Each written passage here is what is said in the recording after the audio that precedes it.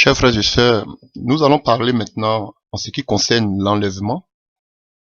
Nous avons fait un contour, parler de ceux qui croient à la substitution. Qu'est-ce qu'on comprend par substitution? Ceux qui croient que l'Église l'Église a pris la place d'Israël. Nous avons parlé de l'Église et nous avons aussi parlé de quelques paraboles et de quelques mises en garde du Seigneur. Maintenant, je voudrais que nous entrons vraiment dans le vif du sujet pour parler de l'enlèvement en tant que tel. Et nous savons que la doctrine du retour de notre Sauveur Jésus-Christ est mentionnée partout dans le Nouveau Testament. Et nous voyons que la première prédication du Seigneur Jésus-Christ sur la montagne, comme on l'appelle les béatitudes, vous voyez que Jésus-Christ n'a fait que parler du royaume des cieux. Avant lui, Jean-Baptiste a aussi parlé du royaume des cieux. Repentez-vous car le royaume des cieux est proche. Vous voyez? Et toute la Bible nous parle du retour du Seigneur Jésus-Christ de Nazareth. Vous savez, la doctrine du retour de notre Sauveur est mentionnée au moins 318 fois, frère, dans les 260 chapitres du Nouveau Testament. Donc, si on veut voir, soit une fois tous les 25 versets environ, frère.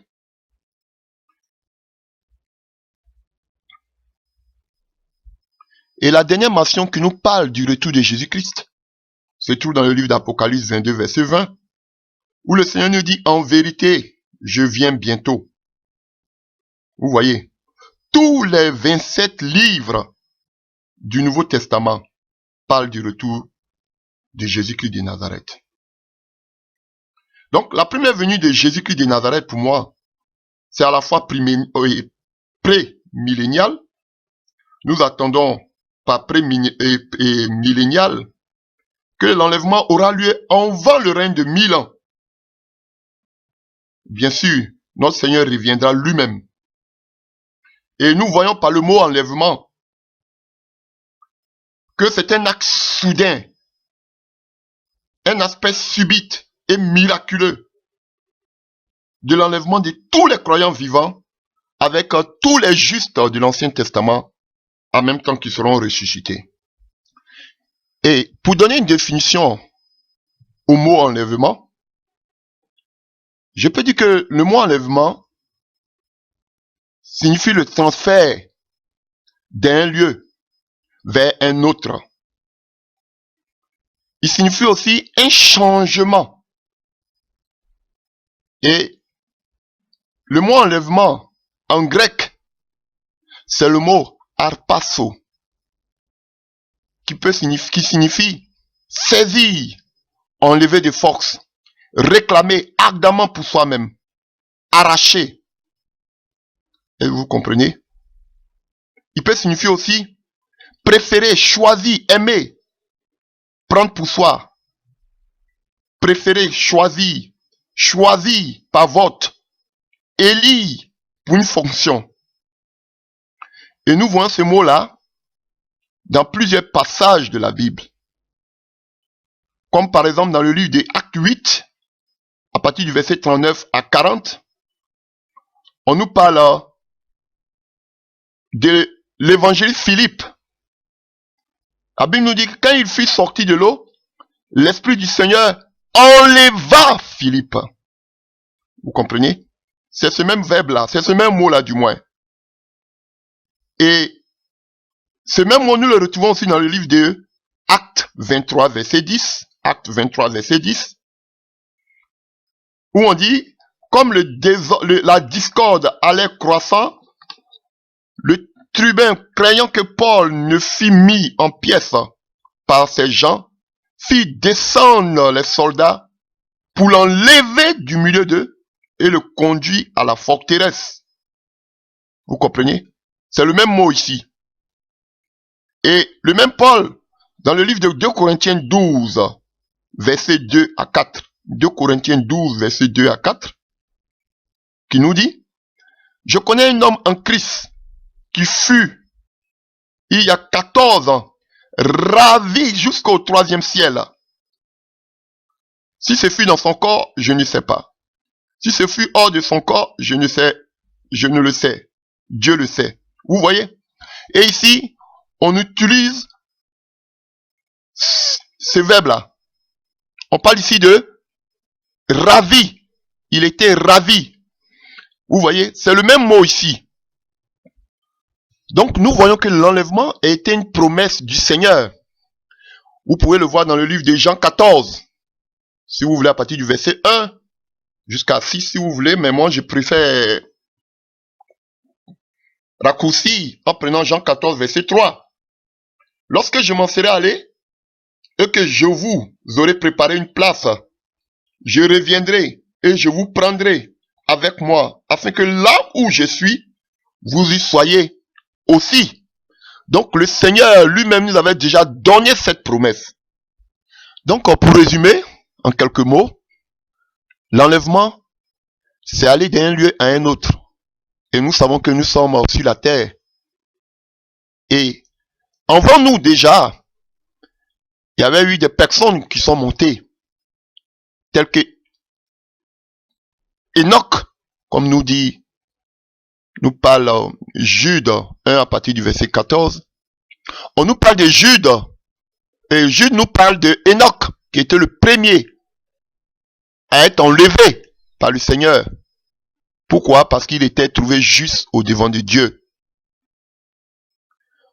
Le deuxième qui était enlevé aussi, on nous parle d'Élie, qui était enlevé aussi devant son serviteur Élisée. Et le troisième qui est monté, c'est notre Seigneur Jésus-Christ de Nazareth. Donc le même mot enlevé, le même mot qui parle toujours de l'enlèvement, il y a différents mots comme ça dans le Nouveau Testament qui nous parlent toujours de l'enlèvement. Vous voyez, quand vous prenez 1 Thessaloniciens 4 à partir du verset 17, 1 Thessaloniciens 4 à partir du verset 17, Paul nous parle de enlever. Vous voyez? Et quand vous prenez Jean 10 à partir du verset 28, Jean 10 à partir du verset 28, on nous parle de ravi. Et quand vous prenez Jude 1 à partir du verset 23, on nous parle de arrachant. Arrachant. Vous voyez, c'est la même action. Vous voyez, c'est la même signification. Et ce que nous pouvons dire, nous savons que cet événement-là, l'enlèvement, aura lieu à un instant, comme on le verra plus tard, à un clin d'œil. Quand on voit les paroles comme ça du Seigneur qui nous dit, dans le livre de l'Apocalypse, oui, je viens bientôt, oui, je viens bientôt. On voit que déjà s'exprime à la fois la rapidité de sa venue dans les airs. Est-ce que vous comprenez? Donc, l'enlèvement se produira de façon instantanée. Frère, aux quatre coins de la terre, pour d'autres, ce sera le jour, pour d'autres, ce sera la nuit. Vous comprenez? Et il y a des versets qui nous parlent de cela. Quand vous prenez par exemple dans le livre de Luc 17 à partir du verset 34 à 36, Luc 17 verset 34 à 36, on nous dit, je vous le dis, en cette nuit-là, de deux personnes qui seront dans le même lit, l'un sera pris et l'autre laissé. Vous voyez, en cette nuit-là, pendant que nous sommes en train de dormir, est-ce que vous comprenez? Il y a d'autres passages aussi qui parlent de cela. Par exemple, comme ça, dans le livre de Matthieu 24, à partir du verset 32, Matthieu 24, à partir du verset 32, le Seigneur nous dit de nous instruire par la comparaison tirée du figuier. Et dès que ces branches deviennent tendres et que les feuilles poussent, nous pouvons savoir que l'été est proche. Vous voyez? Ce sont des avertissements que le Seigneur nous donne. On le voit aussi dans le livre de Matthieu 24, à partir du verset 50 à 51. Matthieu 24, à partir du verset 50 à 51. Le maître de ses serviteurs viendra le jour où il n'y s'y attend pas, et à l'heure qu'il ne connaît même pas. Et quand nous lisons aussi le livre de 2 Pierre 3, à partir du verset 8 à 10, le livre de 2 Pierre 3 à partir du verset 8 à 10, on nous dit que le Seigneur viendra comme un voleur. Quand le voleur vient dans ta maison, il ne t'avertit pas, frère. Et pour conclure ce que je dis, on prend 1 Corinthiens 15 à partir du verset 52. 1 Corinthiens 15 à partir du verset 52, nous allons le lire plus tard aussi. La Bible nous parle de à un instant, en un clin d'œil, à la dernière trompette. La trompette sonnera et les morts ressusciteront incorruptibles. Et nous serons tous changés. Nous en parlerons de cela. Vous voyez, on nous parle de la trompette, parce que l'enlèvement est comme la fête de la trompette. Vous voyez, l'enlèvement est illustré, comme vous savez, par la fête des trompettes. Et cette fête juive-là symbolise le rassemblement. Et on sait qu'à l'appel de la trompette, qu'on appelle le chauffard, c'est un instrument traditionnel qui est fait d'une corne du bélier. Vous comprenez? Et tous les croyants seront rassemblés pour être avec Jésus. Vous comprenez? Et parmi les Juifs qui resteront, c'est cela l'heure d'un rassemblement de la nation d'Israël au sens physique du terme. Mais nous savons que tous les croyants décédés reprendront d'abord l'appel. Selon 1 Thessaloniciens 4, verset 16, nous allons aussi le lire. Vous comprenez? Et ensuite, ceux qui seront vivants vont les suivre. Donc si je veux parachever, résumer, on voit que il y aura un transfert de la terre vers les cieux. Et nous allons lire aussi des passages. Mais ce que je voudrais dire aussi, le premier retour du Seigneur Jésus-Christ, qui est l'enlèvement, sera tenu secret. Alors que le deuxième retour de Jésus-Christ, selon Zacharie 14, sur la montagne des Oliviers sur laquelle il va poser les pieds, sera public, visible de tous. Est-ce que vous comprenez? Quand on nous dit en un clin d'œil, on est parti. Ce sera vraiment secret. Est-ce que vous comprenez, chers frères et sœurs? Parce que nous savons que comme on appelle Enoch, le premier à être enlevé, a été enlevé de façon discrète. Discrète du moins. Et quand on voit aussi Élie qui fut enlevé, Élie fut enlevé seulement que devant son serviteur Élisée. Et lorsque nous voyons Jésus-Christ aller au ciel, nous préparer des places, c'était seulement que devant ses disciples. Et ainsi, sera pareil aussi le jour de l'enlèvement. Donc si nous pouvons faire une comparaison, vous voyez, Malachie 4 à partir du verset 2, nous parle de la deuxième venue du Seigneur, ça veut dire sur le mont des Oliviers, à Jérusalem, comme une venue publique, et il le compare au lever du soleil, à Malachie 4 à partir du verset 2. Donc, c'est une venue publique du Seigneur Jésus-Christ. Mais l'étape secrète qui la précède, vous la voyez? C'est-à-dire la première venue du Seigneur Jésus-Christ dans le jour de l'enlèvement. La Bible, en Apocalypse 22, verset 16, en Apocalypse 22, verset 16, nous parle de lever de l'étoile du matin. Vous comprenez? La deuxième venue, on nous parle du lever du soleil. Et la première venue, le jour de l'enlèvement, nous parle de lever de l'étoile du matin. Apocalypse 22, verset 16. Alors que nous savons que l'étoile du matin, c'est lui le messager silencieux de l'aurore. Vous voyez? Il vient même avant l'aurore. Et ce n'est pas tout le monde qui voit l'étoile du matin. Ce n'est que quelques personnes. Vous voyez? Et cette illustration, nous la trouvons similaire dans le livre de Hébreux 11 à partir du verset 5. Hébreux 11 à partir du verset 5. On nous dit que c'est par la foi que Enoch fut enlevé pour qu'il ne vît point la mort et qu'il ne parut plus parce que Dieu l'avait enlevé, car avant son enlèvement, il avait reçu le témoignage qu'il était agréable à Dieu. Donc vous voyez ici, on parle du mot enlèvement. Enoch a été enlevé, frère. Donc pour continuer, nous allons lire un passage dans le livre de 1 Thessaloniciens 4, à partir du verset 13 à 18. 1 Thessaloniciens 4, verset 13 à 18. Nous ne voulons pas, frères, que vous soyez dans l'ignorance au sujet de ceux qui dorment. Vous voyez, les chrétiens ne meurent pas, mais ils dorment. Par contre, ceux qui ne connaissent pas le Seigneur, ils meurent. Afin que vous ne vous affligez pas comme les autres, qui n'ont point d'espérance. Car, si nous croyons que Jésus est mort et qu'il est ressuscité, croyons aussi que Dieu ramènera par Jésus et avec lui ceux qui sont morts.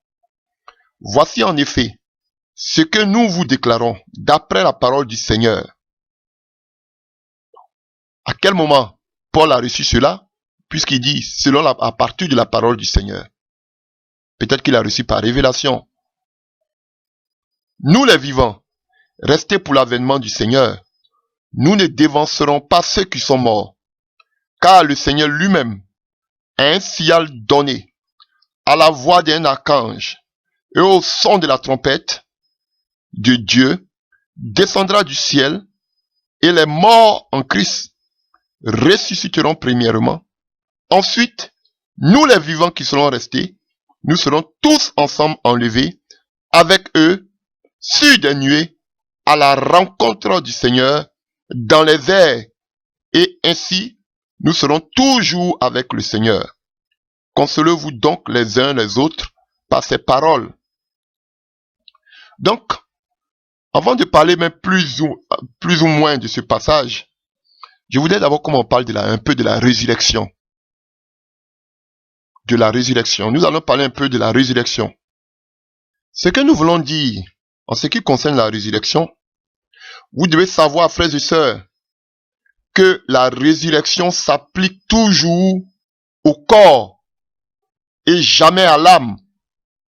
Car nous savons que l'âme et l'esprit ne meurent pas, puisqu'ils sont immortels.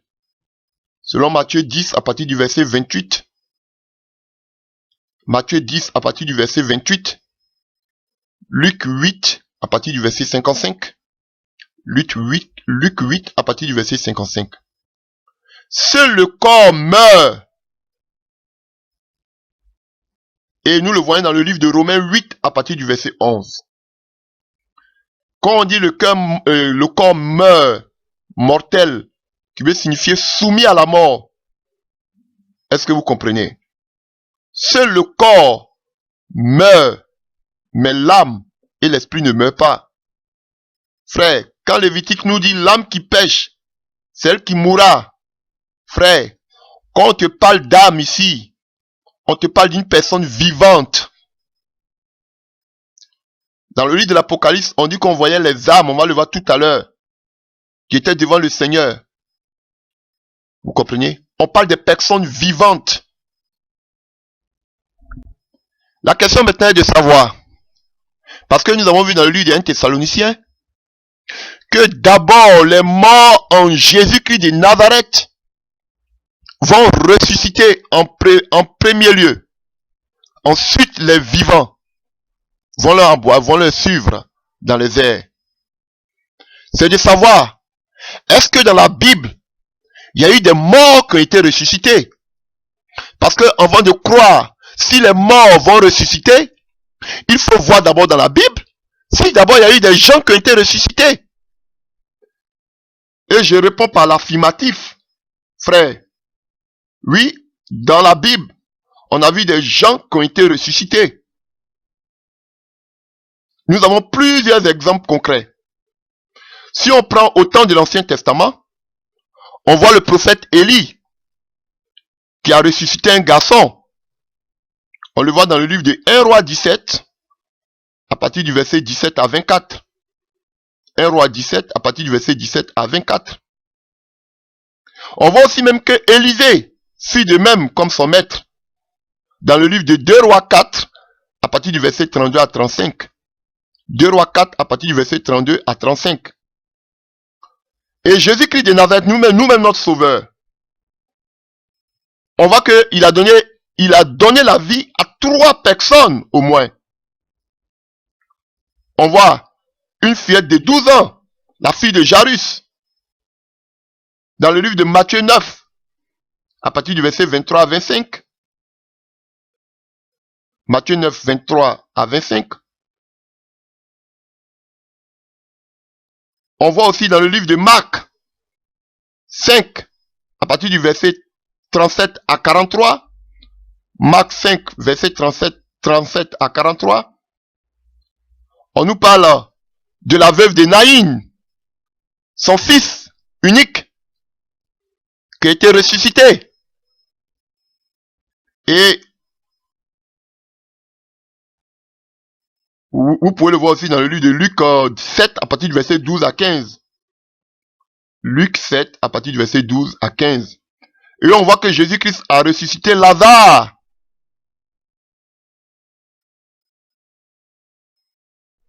À Béthanie, le frère de Marie et de Marthe. Vous pouvez le voir dans le livre de Jean 11, à partir du verset 43 à 44. Jean 11, à partir du verset 43 à 44. On voit aussi que même les apôtres ont aussi ressuscité des personnes. Ils ont ressuscité 2 personnes. On a vu Pierre qui a ressuscité Tabitha Dorcas dans le livre des Actes des Apôtres 9, verset 36 à 41. Acte 9, verset 36 à 41. Et on voit aussi Paul qui a ressuscité Éticus dans le livre des Actes des Apôtres 20, à partir du verset 9 à 10. Acte 20, à partir du verset 9 à 10. Donc si nous croyons à la véracité de tous ces miracles qui se sont produits dans la Bible, donc nous croyons que ce que Dieu a fait dans le passé, il est capable encore de le faire encore dans l'avenir. Mais si nous doutons de ces miracles, nous faisons de notre Seigneur Jésus-Christ de Nazareth un menteur, frère. Donc selon Thessaloniciens, la Bible nous dit que lorsque la trompette va sonner, ceux qui sont morts en Christ ressusciteront premièrement, et ceux qui seront vivants, j'espère que je serai vivant. Dans le cas contraire, si je suis mort, je ne dirai pas mort, mais si je dors, je sais qu'aussi je serai enlevé dans le nom de Jésus-Christ. Vous savez, ça fait plus de 23 ans que je prêche l'enlèvement, le retour du Seigneur Jésus-Christ. Dans les années 93, je pensais que l'enlèvement se produira en l'an 2000. Mais jusqu'à aujourd'hui, j'ai foi et je sais que mon sauveur reviendra. Frère, si je suis vivant, je sais que je serai enlevé dans le nom de Jésus-Christ. Et si je dors, je meurs, je sais que lorsque la trompette sonnera, je serai aussi enlevé dans les airs à la rencontre de mon sauveur. Frère, c'est une promesse pour nous, c'est une réalité. Donc les morts d'abord vont nous précéder, vont précéder les vivants. Vous comprenez? Et ce que je voudrais dire, en ce qui concerne la résurrection, la Bible nous parle de 2 résurrections. Vous voyez?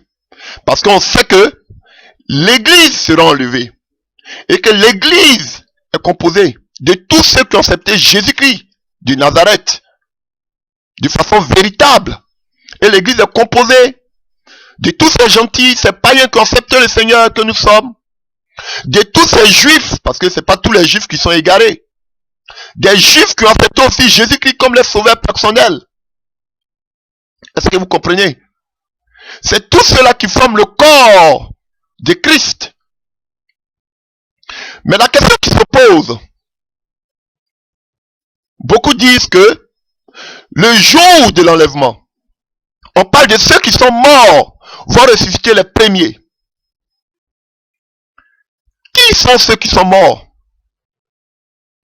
Les chrétiens qui sont morts, et aussi tous les saints, tous les justes de l'Ancien Testament vont être enlevés le jour où le Seigneur va venir pour la première fois, le jour de l'enlèvement. Beaucoup disent que tous ceux qui sont morts dans l'Ancien Testament qui étaient justes ne seront pas enlevés le jour de l'enlèvement. Je crois que c'est très faux. Je vais le prouver. Ils disent que eux, quand ils se lèvent, c'est pour le millénium. Je dis que ce n'est pas vrai. Tous ceux qui seront enlevés, tous ceux qui sont morts, ce sont tous les chrétiens qui sont morts dans la foi. Et tous justes de l'Ancien Testament. Je vais vous le prouver par des passages bibliques. Imaginez qu'on soit enlevé et qu'au ciel je ne vois pas David. Imaginez que je sois enlevé et qu'au ciel je ne vois pas Ésaïe. Sous prétexte que non, eux ils seront enlevés, ils vont ressusciter le jour du millénium. Pourquoi? Parce qu'ils ne font pas partie de l'église. Frère, ce n'est pas vrai. Ceux qui dorment, nos frères et sœurs, sont tous les chrétiens qui sont morts en Christ, qui ont accepté Christ véritablement, et tous les saints de l'Ancien Testament. Et nous le voyons déjà dans le livre de Matthieu 27, que lorsque Jésus-Christ est mort au poteau de la croix, on a vu que le tombeau, on voyait les saints qui sortaient du séjour des morts et qui partaient dans le sein du Père Abraham. Donc frère, je vais vous le prouver. Parce que la Bible nous parle de deux résurrections. Est-ce que vous comprenez? Il y a une première résurrection pour ceux qui ont vécu comme la parole de Dieu le veut. Et il y a une deuxième résurrection pour ceux qui sont condamnés. Et nous allons le voir. Il n'y a pas une troisième résurrection pour, comme on appelle, seulement que pour ceux de l'Ancien Testament. Ceux qui vont ressusciter, selon la parole de Dieu, pour le millénium, ce sont eux qui sont morts lors de la grande tribulation. Et nous le verrons. Et nous allons lire Jean 5, à partir du verset 25 à 29. Jean 5, à partir du verset 25 à 29. En vérité, je vous le dis, l'heure vient, et elle est déjà venue, où les morts entendront la voix du Fils de Dieu, et ceux qui l'auront entendu vivront. Car comme le Père a la vie en lui-même, ainsi il a donné au Fils d'avoir la vie en lui-même. Et il lui a donné le pouvoir de juger, parce qu'il est le Fils de l'homme. Ne vous étonnez pas de cela, car l'heure vient où tous ceux qui sont dans les sépulcres attendront sa voix, et en sortiront. Écoutez bien à partir du verset 29. Ceux qui auront fait le bien ressusciteront pour la vie. Mais ceux qui auront fait le mal ressusciteront pour le jugement. Vous comprenez, vous voyez déjà, frère. Quand la Bible nous dit ceux qui auront fait le bien ressusciteront pour la vie, on parle déjà de la première venue, le jour de l'enlèvement. Donc ceux qui ont fait du bien vont ressusciter pour aller en même temps à la rencontre du Seigneur dans les airs. Mais la deuxième résurrection, on nous parle en même temps de ceux, lorsqu'ils vont se lever, c'est pour le jugement dernier, devant le tribunal blanc. Et on va encore pousser encore plus loin. Nous allons prendre dans le livre des Actes des Apôtres, à partir du verset 24 à 15. Actes des Apôtres, à partir du verset 24 à 15.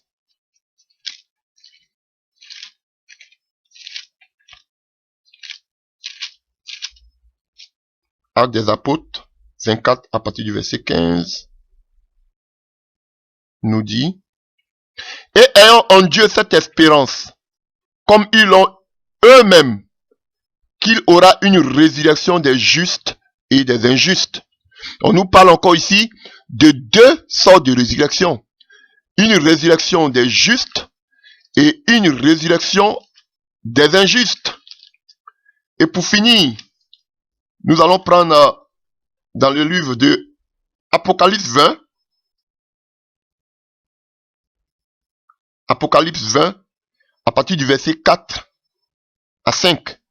Apocalypse 20, à partir du verset 4 à 5. Et j'ai vu des trônes, et à ceux qui s'y assis fut donné le pouvoir de juger. Et j'ai vu les âmes de ceux qui avaient été décapités à cause du témoignage de Jésus et à cause de la parole de Dieu, et de ceux qui n'avaient pas adoré la bête ni son image et qui n'avaient pas reçu la marque sur le front et sur leurs mains.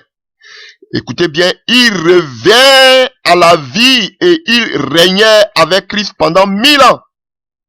Vous comprenez? Donc, on nous dit ceux qui vont ressusciter pour le millénium, c'est ceux qui ont vécu la grande tribulation. Ceux qui étaient comme des martyrs. Ceux qui ont refusé d'adorer la bête et sa marque. C'est ceux-là qui vont ressusciter pour vivre le millénium avec les autres chrétiens et le Seigneur lorsqu'il reviendra avec toute son armée et tous les chrétiens pour sa deuxième venue sur la montagne des Oliviers. Donc vous comprenez, on ne parle nulle part de ceux qui sont morts dans la, qu'on appelle, je peux dire dans la foi depuis l'Ancien Testament. Tous ces anciens qui sont morts, qui étaient des justes, on ne dit pas ici qu'ils vont ressusciter. On nous parle seulement de ceux qui ont vécu la grande tribulation, qui ont été tués, qui ont été martyrisés. Ce sont eux seulement qui vont ressusciter pour vivre le règne de 1000 ans avec le Seigneur et tous les autres chrétiens. Est-ce que vous comprenez? Et on continue à partir du verset 5. Les autres morts ne reviennent point à la vie jusqu'à ce que les 1000 ans fussent accomplis. C'est la première résurrection. Heureux, et c'est ceux qui ont part à la première résurrection. La seconde mort n'a point de pouvoir sur eux, mais ils seront sacrificateurs du Dieu et de Christ, et ils iront avec lui pendant 1000 ans. Vous comprenez? On nous dit, tous ceux qui sont morts sans connaître le Seigneur Jésus-Christ de Nazareth, depuis lors jusqu'à maintenant, jusqu'à dans le futur, qui sont morts sans connaître le Seigneur Jésus-Christ de Nazareth. La Bible déclare que eux, quand ils vont ressusciter, c'est devant le tribunal, c'est devant pas le tribunal, mais c'est devant le trône blanc, pour le jugement dernier. Donc, ne dites pas que les saints de l'Ancien Testament, c'est juste de l'Ancien Testament, tous ces David, tous ces Salomon, tous ces comme on appelle les Élisée, tous les, comme on appelle les Malachie, toutes ces personnes-là, les Ésaïe au consort, toutes ces personnes-là, le jour de l'enlèvement, vont ressusciter. Il n'y a pas un lieu, il n'y a pas un moment de résurrection seulement que pour les gens de l'Ancien Testament. Ils vont ressusciter en même temps que l'Église. Ceux qui vont ressusciter pour le millénium, ce sont seulement que les martyrs de la grande tribulation. Donc, c'est important de faire cet éclairage. Alléluia. Donc, chers frères, quand nous revenons dans le livre de 1 Thessaloniciens 4, donc nous voyons cette belle promesse que le Seigneur nous donne et Paul nous donne, ayant reçu cela du Seigneur, je crois par révélation, que les morts d'abord en Christ vont ressusciter. Donc les morts en Christ, comme je vous ai dit tantôt, sont composés de tous ceux qui sont morts dans la foi en Christ et de tous ceux qui étaient des justes dans l'Ancien Testament. Et nous voyons que il va au chapitre 5 pour nous dire qu'en ce qui concerne le temps, ni l'heure, personne ne le sait. Mais nous devons veiller parce que notre Seigneur vient comme un voleur dans la nuit. Quand tout le monde, les hommes diront paix et sûreté, dans une ruine soudaine, les surprendra comme les douleurs de l'enfantement, surprennent une femme enceinte. Vous voyez, frère, c'est comme ça que va se passer l'enlèvement. Comme les douleurs de l'enfantement. Donc, il est vraiment très important. Avant que je vous parle de ce qui va se passer sur la terre, pendant que nous serons enlevés, je voulais que nous parlons aussi du corps. Quel sera notre corps le jour de l'enlèvement? On a vu que Jésus-Christ, après sa résurrection, avait un corps glorieux. Il avait un corps glorieux. Mais n'oublions pas, et beaucoup se disent que, mais avec le corps qu'on aura, mais est-ce que on pourra boire ou manger avec ce corps? On a vu que Jésus-Christ de Nazareth, après sa résurrection, il a eu à manger du poisson avec ses disciples. Avec ce corps. C'était un corps glorieux. Et c'est avec ce même corps qu'il a passé à travers les murs. Donc, la sorcellerie là, ils ont seulement que triché les choses de Dieu. Et c'est avec ce corps qu'il est venu devant Thomas Didyme. Et Thomas a mis son doigt. Vous voyez, c'était glorieux. Et Jésus a dit quelque chose qui est frappant. Il a dit, tu vois, un esprit n'a pas de corps comme moi j'en ai. Donc, quel corps nous aurons? Nous aurons un corps glorieux, frère. Nous aurons un corps glorieux. Et c'est cela que je veux que nous voyions un peu. Quel genre de corps nous aurons le jour de l'enlèvement? Lorsque le Seigneur va nous appeler à sa rencontre dans les airs. De quel corps nous serons dotés?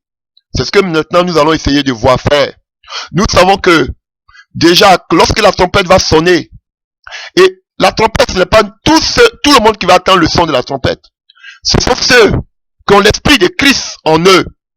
Ceux qui appartiennent à Christ, ceux qui sont nés d'en haut. Ce sont eux qui vont écouter cette voix. Tout le monde n'écoutera pas cette voix, frère.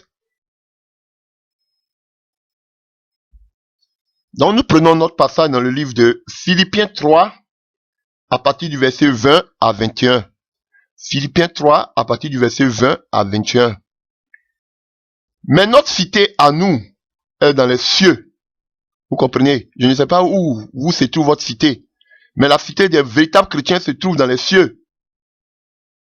Mais notre cité à nous est dans les cieux, d'où nous attendons aussi comme sauveur le Seigneur Jésus-Christ, qui transformera le corps de notre humiliation en le rendant semblable au corps de sa gloire par le pouvoir qu'il a de s'assujettir toutes ces choses. Vous comprenez? Regardez comme il appelle ce corps-là. Le corps de notre humiliation. Frère, sœur, vous qui prenez votre corps comme, je sais pas, comme du diamant ou bien de l'or, vous qui ne pouvez même pas vous en passer de votre corps, vous qui adorez votre corps, vous comprenez? Paul parle de notre corps comme étant une humiliation.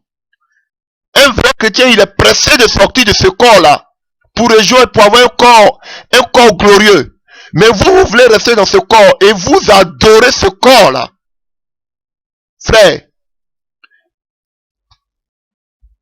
Et nous prenons un deuxième passage. Dans le livre de 1 Corinthiens 15, à partir du verset 50 à 53. Ce que j'ai dit, frère, c'est que la chair et le sang ne peuvent hériter le royaume de Dieu. Et que la corruption n'hérite pas l'incorruptibilité. Voici, je vous dis un mystère. Nous ne mourrons pas tous, mais tous nous serons changés. En un instant, en un clin d'œil, à la dernière trompette, la trompette sonnera, et les morts ressusciteront, incorruptibles, et nous serons changés. Car il faut que ce corps corruptible revête l'incorruptibilité et que ce corps mortel revête l'immortalité. Lorsque ce corps corruptible aura revêtu l'incorruptibilité et que le corps mortel aura revêtu l'immortalité, alors s'accomplira la parole qui s'est écrite. La mort a été engloutie dans la victoire. Ô mort, où est ta victoire? Ô mort, où est ton aiguillon?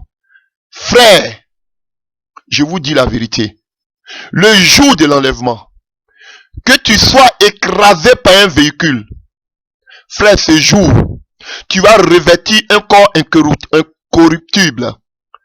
Que tu sois noyé et qu'on n'ait plus vu ton corps, que ton corps soit resté dans la mer, mais ce jour-là, ton corps sortira, frère. Pour ceux qui sont en Europe, tous ceux qui sont passés par des crématoriums, le crématorium c'est le lieu où on dit dans notre jargon, on brûle ton corps. Mais je te dis, même si tu as de la cendre, si ton corps est devenu de la cendre, mais le jour de l'enlèvement, ton corps va ressusciter, frère. C'est la vérité biblique. Il faut que ton corps ressuscite, retrouve l'immortalité. C'est ce qu'est la vérité. C'est une grande promesse. Et vous voulez vivre pour ce corps charnel, pour ce corps mort. Vous voulez vivre pour cette poussière. Alors qu'il y a des corps glorieux qui nous entendent. Ces corps qui vont transpercer les cieux. Ces corps qui vont nous faire monter en pesanteur. Ça n'a rien à voir avec la théorie d'Einstein, Albert Einstein. Rien à voir. C'est le Saint-Esprit qui va nous faire monter. Frère, que c'est glorieux, que c'est puissant. Je ne veux pas que tu rates ce moment, frère. Imaginez qu'en un clin d'œil, tu vois celui qui était mort, ton frère, ta mère, ton père, mort en Christ, qui ressuscite, et que nous les rejoignons tous dans les airs. Oh, que ce sera merveilleux. Frère, l'enlèvement arrive. Et c'est la vérité.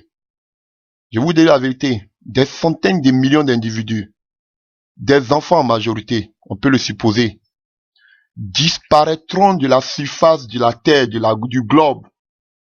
Pour d'autres, ce sera la nuit. Pour d'autres, ce sera le jour, compte tenu du lieu où tu habites ou du continent où tu habites. Je vous dis, quand la trompette va sonner, on va laisser les vêtements vont tomber derrière nous. Tout sera laissé. Et nous allons avoir des corps glorieux. Frère, je vous dis, ce n'est pas des films de Hollywood, mais c'est la vérité. Et nous allons monter pour aller rencontrer notre époux. Vraiment, c'est important. Je voudrais que tu y penses. Ce n'est pas de la fiction, mais c'est la vérité que je suis en train de dire. Et imaginez toute cette catastrophe que l'enlèvement va produire pour tous ceux qui sont restés, pour tous ces chrétiens qui ont douté de la venue du Seigneur, pour tous ceux qui ne croyaient pas vraiment à ce que la Bible disait, tous ceux qui sont laissés derrière, frères, ils sauront que quelque chose s'est produit. Il y aura en divers lieux, frères, vraiment une catastrophe mondiale, de façon soudaine, inattendue, et aussi rapide qu'un éclair, en un clin d'œil, comme le dit la Bible. Tout le monde saura que quelque chose s'est passé. Parce qu'il y aura des disparitions partout, frère. Même des dirigeants pourraient disparaître. Même des célébrités qui ont donné leur vie à Jésus pourront disparaître. Même des sportifs, des familles entières pourront disparaître. Même des conjoints. Là, dans un foyer où le mari est chrétien, la femme n'est pas chrétienne, et vice versa. Un est pris, l'autre va rester. Le mari s'en va, ou la femme s'en va. Ou bien les enfants disparaissent.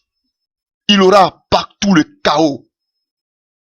Vous allez voir des comptes bancaires, des maisons, des voitures, des entreprises sans propriétaire. Imaginez que vos amis sont partis, des membres de la famille. Tout cela qui seront restés derrière, ce sera un souci majeur. Tout le monde va commencer à se lamenter. Et d'autres diront, ah, donc l'enlèvement s'est réellement produit. Donc c'était la vérité. Frère, ce sera un trouble mondial. Et comme on a l'habitude de le dire, imaginez toutes ces personnes qui seront à bord de leur voiture. Imaginez que, par exemple, un chrétien est dans le cockpit d'un avion, est un pilote.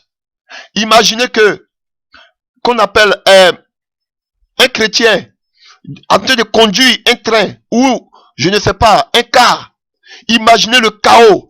À un seul instant, tous ces pilotes, tous ces chauffeurs sont enlevés. Imaginez le chaos. De te lever le matin et voir ta femme partie, voir ton mari parti, voir tes amis partis. Ce serait un chaos mondial. C'est la vérité. Ça n'a rien à voir avec les films de Hollywood. Ce n'est pas une fiction. Mais ce serait un chaos mondial. Et cela va précipiter la venue de l'Antichrist. Mais ce n'est pas mon thème en ce soir. Mais je voudrais que vous réalisez vraiment quelle est l'importance, quel est le dégât que cela va engendrer ici-bas, frère. De voir même que ton pasteur ne sera pas enlevé. De voir même que la sœur qui chantait dans le groupe musical ne sera pas enlevée. De voir même des personnes qui avaient des dons spirituels qui ne seront pas enlevés. De voir des personnes qui donnaient leur argent dans l'église qui ne seront pas enlevées. Ce sera triste, frère. Voilà pourquoi il est l'heure que nous nous sanctifions. Voilà pourquoi il est l'heure que nous prenons conscience du retour de notre Sauveur. Oh, alléluia, frère. Et imagine que l'enlèvement s'est produit. Tu es resté. Frère, ce qui suit automatiquement, c'est la venue de l'Antichrist pour calmer le monde, pour donner encore de l'espoir au monde. Et nous en reviendrons. Frère, je suis sûr que la première des choses que tu vas faire, c'est sauter sur ton téléphone pour essayer d'appeler tes connaissances, pour voir s'ils sont encore sur la terre. Et que tu appelles une de tes connaissances, une de tes sœurs ou un de tes frères avec qui tu avais l'habitude d'aller à l'église, et qu'on te dise qu'il est parti. Imagine, quelle sera la tristesse dans ton cœur? Parce que tu as négligé la parole de Dieu. Frère, c'est important. Il est temps que nous nous préparons. Nous ne sommes pas de ce monde. Le Seigneur vient chercher son épouse bientôt. Il est à la porte. Il est à la porte. Tous les signes concernant l'avènement de notre Seigneur et Sauveur Jésus-Christ se sont accomplis. Il est l'heure. Et je voudrais que nous continuions. Il y a deux questions que je voudrais vous faire partager. C'est, est-ce que le jour de l'enlèvement, le Saint-Esprit partira avec l'Église ou le Saint-Esprit restera encore sur terre? Et la deuxième des questions, c'est de savoir, est-ce que l'Église, comme beaucoup le prétendent, est-ce que l'Église va vivre la grande tribulation ou voir l'Antichrist? Cela, nous le trouvons dans le livre de 2 Thessaloniciens. Nous parlerons plus en avant de l'Antichrist et consort. Simplement, nous allons voir dans le livre de 2 Thessaloniciens.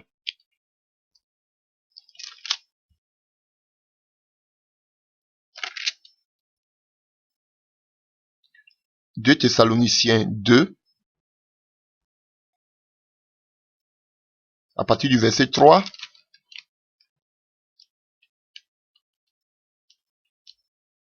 à 12. 2 Thessaloniciens 2, à partir du verset 3 à 12.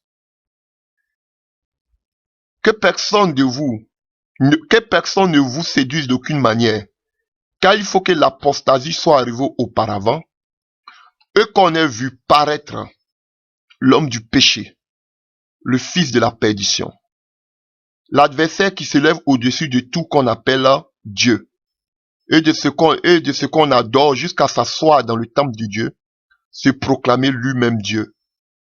Ne vous souvenez-vous pas que je vous disais ces choses lorsque j'étais encore chez vous, et maintenant, vous savez ce qui le retient, afin qu'il ne paraisse qu'en son temps. Car le mystère de l'iniquité agit déjà, il faut seulement que celui qui le retient encore ait disparu. Et alors paraîtra l'impie, que le Seigneur Jésus-Christ détruira par le souffle de sa bouche, et qu'il anéantira par l'éclat de son avènement. L'apparition de cet impie se fera par la puissance de Satan, avec toutes sortes de miracles et de signes et de prodiges mensongers, et avec toutes les séductions de l'iniquité pour ceux qui périssent, parce qu'ils n'ont pas reçu l'amour de la vérité pour être sauvés. Aussi, Dieu leur envoie une puissance d'égarement pour qu'ils croient aux mensonges, afin que tous ceux qui n'ont pas cru à la vérité, mais qui ont pris plaisir à l'injustice soient condamnés. Vous voyez, frère, ici je pense que Paul nous parle plus de la seconde venue du Seigneur. Vous voyez? Parce que quand on voit au verset 4, il nous parle de l'adversaire qui se lève au-dessus de tout ce qu'on appelle Dieu, ou de ce qu'on adore jusqu'à s'asseoir dans le temple de Dieu, se proclamant lui-même Dieu. On le voit, c'est dans le livre de Daniel 11. Et ça, nous allons le voir plus tard. On va voir que juste après l'enlèvement, il y aura un traité, une alliance de paix entre l'Antichrist et Israël. Et on voit déjà que Israël va chercher à rebâtir le temple qui a été détruit. Et nous voyons que l'Antichrist va aller s'installer dans le temple. Et la Bible dit que au milieu d'une semaine, il a brisé cette alliance. Ça veut dire 3 ans et demi plus tard, il a brisé cette alliance et il a demandé à ce qu'on puisse l'adorer lui-même comme étant Dieu. Donc vous voyez, cela concerne Israël. L'église n'est plus là. Parce qu'on parle du temple ici. On parle plus de l'église. Mais on parle d'Israël. Nous allons le voir plus tard. Mais ce que me préoccupe ici, on nous dit, à partir du verset 6, et maintenant, vous savez ce que le retient, afin qu'il ne paraisse qu'en son temps. Verset 7, car le mystère de l'iniquité agit déjà, il faut seulement que celui qui le retient encore ait disparu. Vous comprenez? Qu'est-ce qui retient l'antichrist? Qu'est-ce qui retient l'impie? D'autres disent par ce passage que on parle du Saint-Esprit. Que celui qui retient l'impie, on sait qu'il est là déjà dans ce monde. Et d'autant disent que il sera, on va le voir plus tard, qu'il sera israélite. Parce que pour qu'Israël puisse faire confiance à cet impie, faut que ce soit un d'entre eux. Parce que jusqu'à preuve du contraire, Israël attend toujours son Messie. Donc pour croire à cet antichrist, faut qu'il soit d'origine israélite. Pour qu'il lui fasse confiance. Mais la Bible nous dit ici que la seule chose qui fait que cet impie ne s'est pas encore présenté, c'est quelque chose qui le retient. Mais qu'est-ce que retient cet impie pour ne pas que nous puissions le voir? Beaucoup font allusion au Saint-Esprit, qui disent que lorsque le Saint-Esprit va partir, alors l'impie va se faire voir. Mais je pense au contraire que ce passage nous parle plus de l'Église. La seule chose qui empêche l'antichrist, l'impie, de se faire voir, de se faire connaître, c'est la présence de l'Église. Parce que le Saint-Esprit est là pour l'Église. Et tant que le Saint-Esprit est là, tant que l'Église est en activité et en prière, tant que l'Église prie, tant que l'Église est debout, il ne peut pas pleinement se manifester. Ses plans vont toujours être déjoués. Parce qu'on sait qu'il est envoyé par le diable. Est-ce que vous comprenez? Mais les gens prennent ce passage pour dire que c'est le Saint-Esprit qui le retient. Ce que je peux vous dire, je ne crois pas que le jour de l'enlèvement, le Saint-Esprit va totalement quitter la terre. Parce que, après l'enlèvement, beaucoup de personnes vont rester sur la terre. Les chrétiens rétrogrades vont rester sur la terre. Des gens vont se convertir lorsqu'ils vont voir que vraiment l'enlèvement s'est produit.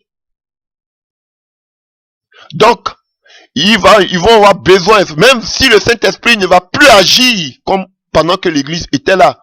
Mais je me dis quand même que le Saint-Esprit sera là. Donc quand on dit ce qui retient l'impie, qui l'empêche de se faire voir, je pense que c'est l'enlèvement de l'église. Et on voit que juste après le départ de l'église, il signe en même temps, selon Daniel, il signe en même temps une alliance de 7 ans avec Israël. On va voir pourquoi forcément Israël. Nous allons parler d'Israël, nous allons parler de Jérusalem. Je vais vous faire savoir, je vais vous démontrer pourquoi forcément Israël. Donc vous comprenez? Parce qu'on va voir que juste après l'enlèvement net, l'impie rentre en activité. Donc nous voyons que ce qui le retient ici, ce n'est pas le Saint-Esprit comme beaucoup le prétendent, mais c'est l'église qui le retient. Et quand cette église aura disparu, vous voyez, on parle ici de disparaître encore, comme enlevé, comme ravi. Donc dès que cette église aura disparu, le jour de l'enlèvement, ce sera une disparition soudaine. Donc lorsque l'église aura disparu, alors l'impie va se faire voir. Vous comprenez? Donc, pour vous dire déjà que c'est l'église, l'enlèvement que l'impie attend pour se faire voir. Et la deuxième question que j'avais posée, c'est de savoir, est-ce que l'église allait vivre la grande tribulation? J'ai dit automatiquement non, parce que l'enlèvement se passe avant la grande tribulation. Donc, chers frères et sœurs, moi je crois, pour ma part, que l'église n'est pas destinée à connaître la colère de Dieu. Est-ce que vous comprenez? Je crois que l'église n'est pas destinée à vivre la grande tribulation. Et il y a des passages qui le prouvent. On peut le voir dans le livre de Romains 5, à partir du verset 9. Romains 5 à partir du verset 9. À plus forte raison donc, maintenant que nous sommes justifiés par son sang, serons-nous sauvés de la colère? Serons-nous sauvés par lui de la colère? On parle de la colère, de tout ce que va subir le peuple qui sont restés sur terre. Nous le voyons aussi dans le livre de 1 Thessaloniciens 1 à partir du verset 10. 1 Thessaloniciens 1 à partir du verset 10. Et pour attendre des cieux son Fils, qu'il a ressuscité des morts, Jésus, qui nous a délivrés de la colère à venir. Vous comprenez? De toute cette souffrance qui va se passer lors de la grande tribulation. Et il y a un autre passage, 1 Thessaloniciens 5, à partir du verset 9 à 10. 1 Thessaloniciens 5, à partir du verset 9 à 10. Car Dieu ne nous a pas destinés à la colère, mais à l'acquisition du salut par notre Seigneur Jésus-Christ, qui est mort pour nous, afin que soit que nous veillons, soit que nous dormions, nous vivons ensemble avec lui. Donc frères, nous ne sommes pas destinés à la colère à venir. L'église ne passera pas par la grande tribulation. L'église sera enlevée. Et c'est lorsque l'église sera enlevée que le processus sera déclenché par l'Antichrist pour amener le reste des personnes, les chrétiens qui sont restés sur la terre, et tous ceux qui vont se convertir après l'enlèvement, à passer par la grande tribulation. Donc, ce qui retient l'Antichrist, c'est l'enlèvement de l'église, frère. Alors que nous savons que il est déjà là. Il est déjà là. Mais il n'a pas encore pris plein pouvoir. Parce qu'il attend d'abord que l'église soit enlevée avant de se faire voir. Vous comprenez? Et l'église ne passera pas par la grande tribulation. Dieu, dans sa grâce, enlève l'église avant que le malheur ne s'abatte. Avant que le déluge ne vienne, Dieu a enlevé déjà Enoch. Frère, est-ce que vous pouvez comprendre? Donc, c'est de la même manière que le Seigneur veut épargner son peuple de la colère à venir. Et ce que je voudrais dire, avant que nous terminions sur l'enlèvement, c'est de savoir, nous serons enlevés. Mais, qu'est-ce qui se passera de l'autre côté? Et c'est de ça que je voudrais que nous parlions un peu. Les chrétiens seront avec le Seigneur Jésus-Christ, l'église qui symbolise l'épouse, selon Éphésiens 5, vous le voyez là-bas. Et nous voyons que Jésus-Christ est notre époux. Et qu'est-ce qui se passera? C'est ce que nous allons essayer de voir lors de l'enlèvement.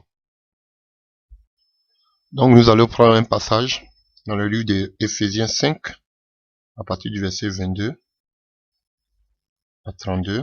Femmes, soyez soumises à vos maris comme au Seigneur, car le mari est le chef de la femme, comme Christ est le chef de l'Église, qui est son corps, et dont il est le sauveur.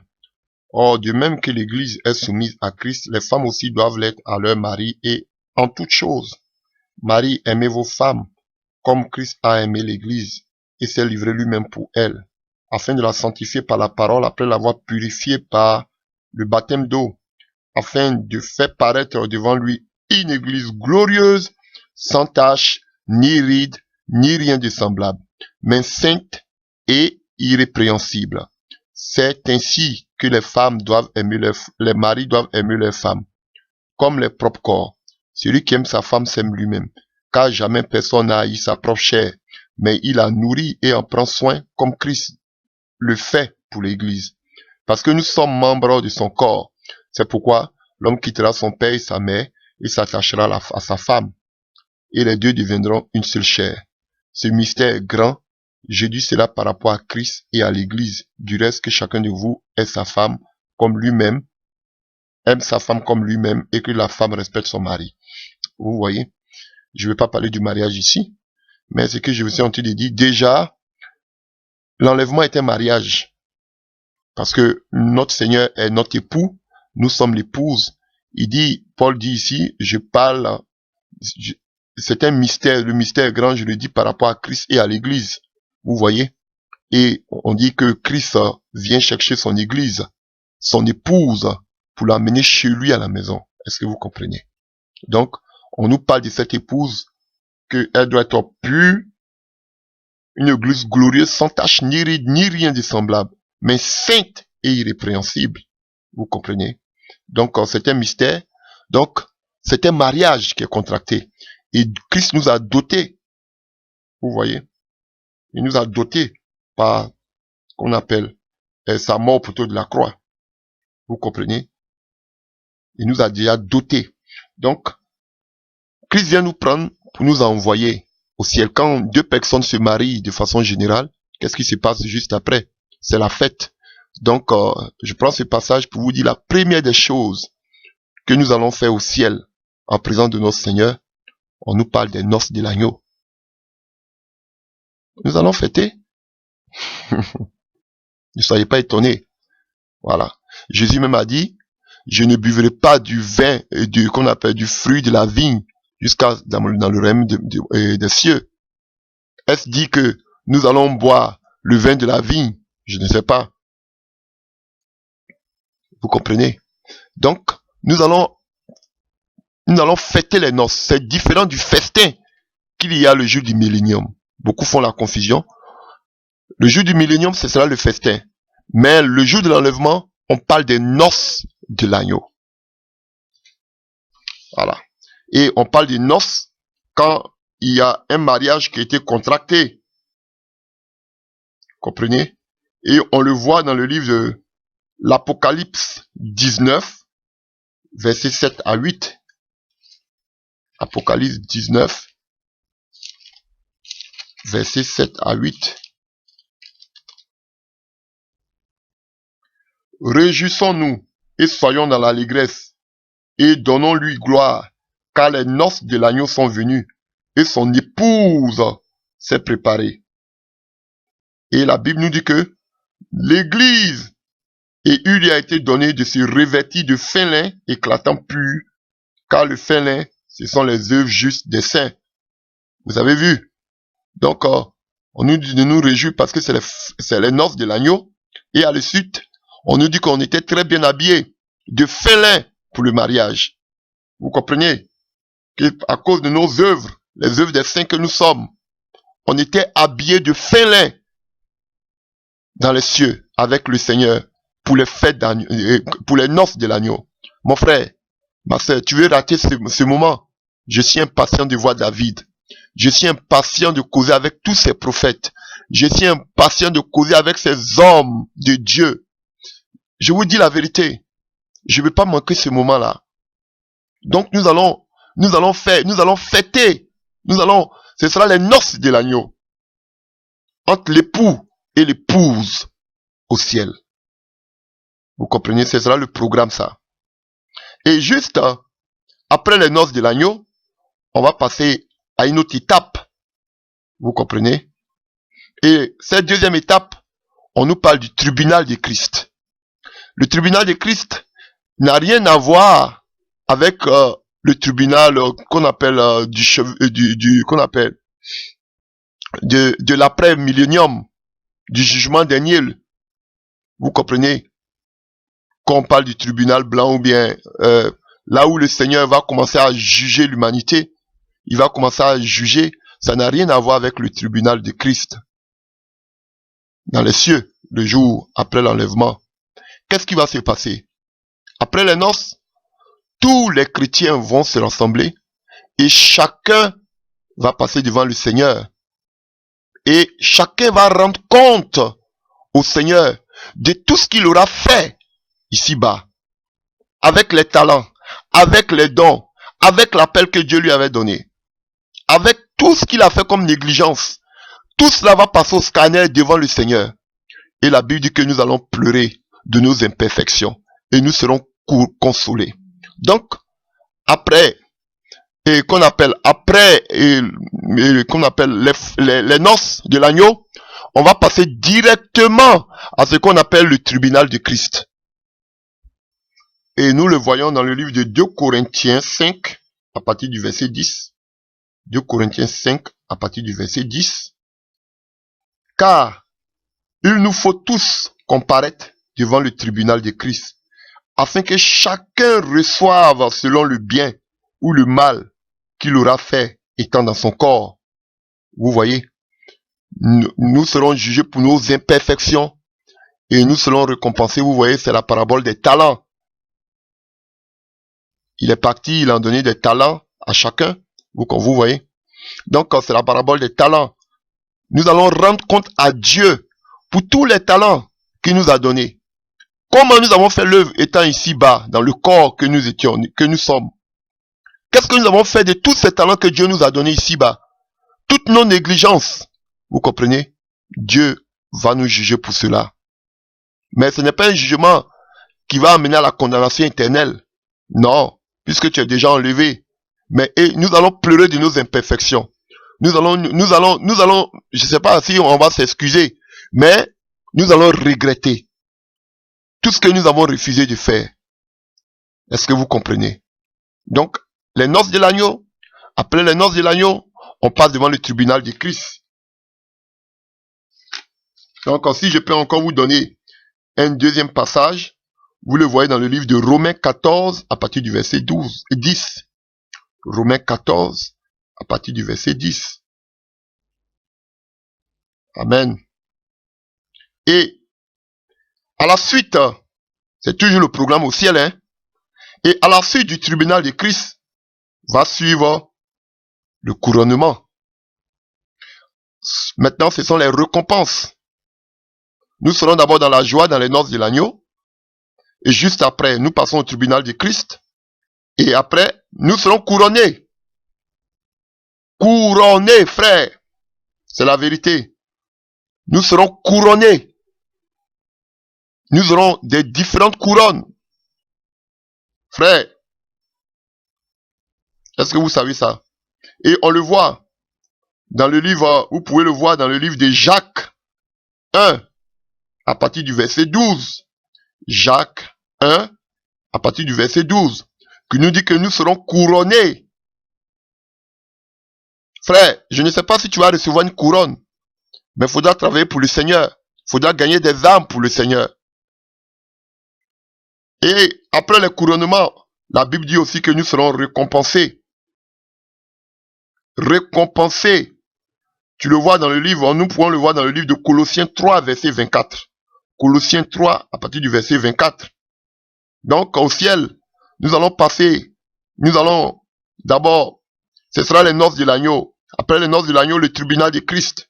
Nous serons couronnés, nous serons récompensés, frère. Est-ce que vous comprenez? Et Jésus l'a dit, dans le livre de Jean 14, je vais vous préparer une place, je vais vous préparer des maisons. Donc, Dieu nous prépare des maisons. Mais c'est la vérité. Puisque lorsque nous allons revenir à la deuxième venue, et que le Seigneur va poser ses pieds avec les myriades de son armée céleste, les anges et les chrétiens. Mais la Bible dit que nous allons régner à partir de Jérusalem, nous allons régner. Donc, comprenez quand le Seigneur dit que il va nous préparer des places là-bas, afin que là où il soit, que nous y soyons aussi. C'est la vérité, ce que le Seigneur dit.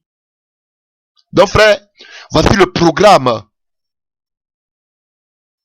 de l'enlèvement. Ce qui va se passer lorsque nous serons enlevés. Frère, c'est formidable. Tu n'as rien fait pour mériter cela. Et je t'en supplie, ne manque pas cela. Parce que ce qui va se passer derrière, nous le verrons plus tard. Ce ne sera pas du tout bon. Donc, nous allons essayer de récapituler tout ce qui va se passer. Donc, pour récapituler, nous pouvons dire que le premier retour de Jésus-Christ de Nazareth est l'enlèvement de l'Église. Il vient pour l'enlèvement de l'Église. Et cet enlèvement est annoncé seulement que dans le Nouveau Testament. L'enlèvement n'est pas mentionné dans l'Ancien Testament. Vous comprenez? Donc, et que Jésus-Christ revient, vous comprenez? Après, avant les temps de la tribulation. Et pourquoi il vient? Jésus-Christ vient chercher en secret son Église. qui va aller à sa rencontre sur les nuées, à un instant. Ce sera de jour pour certains et de nuit pour d'autres, en fonction du continent là où nous vivons. Donc, ça, c'est la venue discrète du Seigneur. En un clin d'œil. Vous comprenez? Et cela aussi se fera aussi avant l'Armageddon. Parce que vous savez que la tribulation est suivie de l'Armageddon. Vous comprenez? Donc, Jésus vient chercher les croyants qui constituent l'église. Et cette église montera à la rencontre du Seigneur dans les airs. Jésus-Christ revient seul. Alors que nous allons le voir que pour sa deuxième venue, il revient avec son armée, il revient avec les chrétiens. Nous allons le voir plus tard pour la deuxième venue. Donc cette fois-ci, Jésus-Christ, il vient seul. Et cet enlèvement-là concerne pas tout le monde, concerne pas les païens ni Israël. Cet enlèvement concerne seulement que ceux qui sont sauvés, l'église, les chrétiens. Cet enlèvement concerne seulement que les croyants qui sont convertis, nés de nouveau, nés d'en haut. Et l'église sera enlevée vers les demeures célestes inconnues. Et la Bible dit que pendant que nous allons monter, notre corps sera métamorphosé, frère. On va revêtir de corps glorieux, incorruptibles. Et une fois là-bas, ce sera les noces de l'agneau avec notre époux, puisque nous sommes l'épouse. Et nous allons passer devant le tribunal de Christ qui n'a rien à voir avec le péché. C'est seulement par rapport au talent, par rapport à la gestion de l'œuvre de Dieu ici-bas. Et nous serons couronnés, récompensés. Est-ce que vous voyez? Donc, frère, c'est ce que je peux dire de l'enlèvement. C'est un moment merveilleux.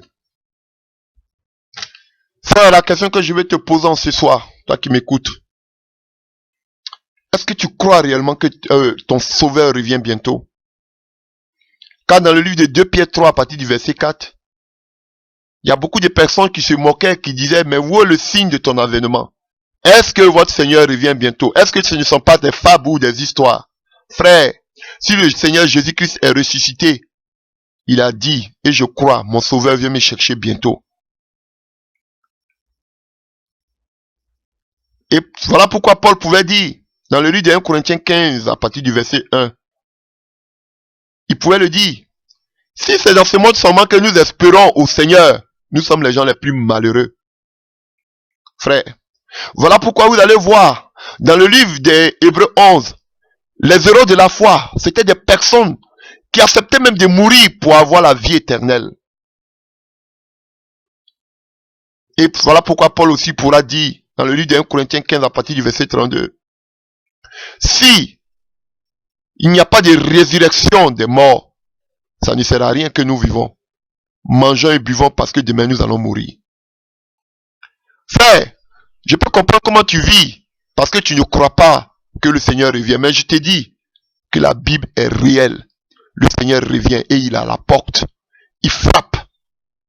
Prépare-toi à la rencontre de ton Dieu. Parce que lorsque tu auras raté l'enlèvement, frère, ce sera au prix de ton sang, nous le verrons plus tard, que tu pourras être sauvé.